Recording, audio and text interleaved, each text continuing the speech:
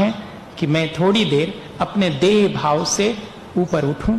आचार्य महाराज कहते हैं कि क्या कभी अपने जीवन में ऐसा आएगा कि जब खाना खा रहे हैं तो मैं खाना खा रहा हूं, ऐसा ना हो करके ऐसा भाव आएगा मैं इसे खिला रहा हूं। जब सोने को जाएंगे, अच्छा अब मैं सोऊं नहीं, उसकी जगह पर यह भाव आ जाए कि अब इस देह को मैं सुला रहा हूं, मैं देख रहा हूं कि ये सो रही है, मैं देख रहा हूं कि ये खा रही है। एक गुरुजी ने अपने शिष्य से कहा कि सुनो, ये तो पानी में भी चलो और गीले भी ना हो।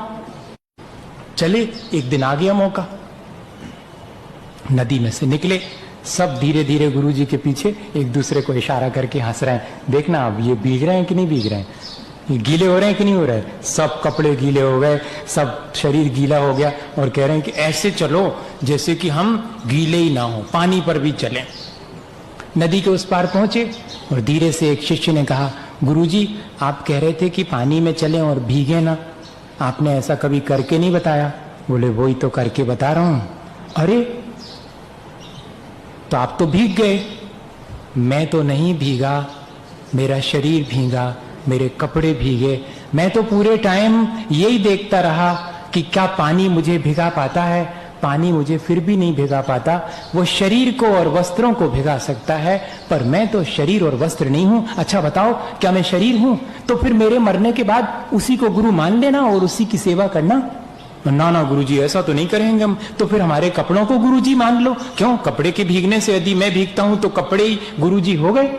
नहीं गुरुजी, अब समझ में आ गया, इतनी आसानी से क्या हम इस देह और अपने बाकी चीजों को अलग अनुभव कर सकते हैं। चेतना से मतलब है तो ना देह से ना उस पर पहने हुए वस्त्र से, सब भूल सकते हैं हम। यदि हम क्षण भर को अपनी चेतना का इसी तरह स्मरण करें या दूसरे के भीतर भी हम चेतना ही देखें, तो उसका शरीर और उसके वस्त्र और उसका बाहर का आउटलुक, वो सारी चीजें हमें कोई भाव उत्पन्न नहीं कर सकती। और भाव कौन उत्पन्न करता है? चेतना को देखने पर कोई राग द्वेष भाव उत्पन्न नहीं होता, कोई अहंकार ममकार जागृत नहीं होता, कोई आकांक्षा और आसक्ति जागृत नहीं होती। आकांक्षा, आसक्ति, ममकार, अहंकार, ये सब चीजें जब हम बाह्य रूप से ऐक्य कर लेते हैं तब मालूम पड़ता है। और अगर इस बाह्य रूप से पृथक हूं मैं और अन्य भी इस बाह्य से पृथक हैं, ऐसा अगर पृथक पने का चिंतन निरंतर चले, इसी का नाम तो अन्यत अनुप्रेक्षा है। सब मेरे से पृथक हैं। अब बड़ी मुश्किल हो गई। सोचता था मेरा है, कितने आसानी से मेरेपन का भाव खींचा जा सकता है, लेकिन क्या करें, अभ्यास ही नहीं है। भैया अभ्यास करना पड़े।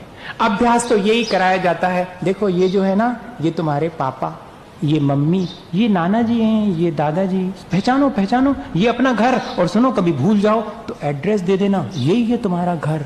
यही सिखाया जाता, ये थोड़ी सिखाया जाता है कि ये तुम्हारा घर नहीं है, नहीं तो मुश्किल हो जाएगी, व्यवहार ही नहीं चलेगा। लेकिन इस व्यवहार के साथ साथ कि ये घर तुम्हारा है, ये मकान तुम्हारी, ये दुकान तुम्हारी, ये लोग तुम्हारे हैं, ये सब व्यवहार से हैं, लेकिन वास्तव में कोई भी नहीं है, सब मेरे से पृथक हैं। बस ये और साथ में सिखाया जाए। थोड़े बड़े होने पर एकदम तो नहीं समझ में आएगा, व्यवहार तो बचपन से सिखाया जा सकता, लेकिन वास्तविकता तो आंख खुलने पर ही बताई जाती है। और आंख खोल देनी चाहिए अपने आने वाली पीढ़ी की भी और अपनी स्वयं की भी। थोड़े बड़े होने पर ये आंख खुल जानी चाहिए कि मैं जिन चीजों में अपनेपन को डाल देता हूं और अपने से पृथक नहीं मान पाता हूं, उन चीजों को मैं पृथक समझूं और उन चीजों का अपने से पृथक ही अनुभव करूं। अगर हम इस तरह से अपने जीवन में सब चीजों के प्रति अलग हैं, ऐसा जिसको साइंस ऑफ सेपरेशन कहें, जिसमें कि हम उस चीज के साथ रहते हुए भी उससे अपन को, अपने आप को पृथक मान करके जी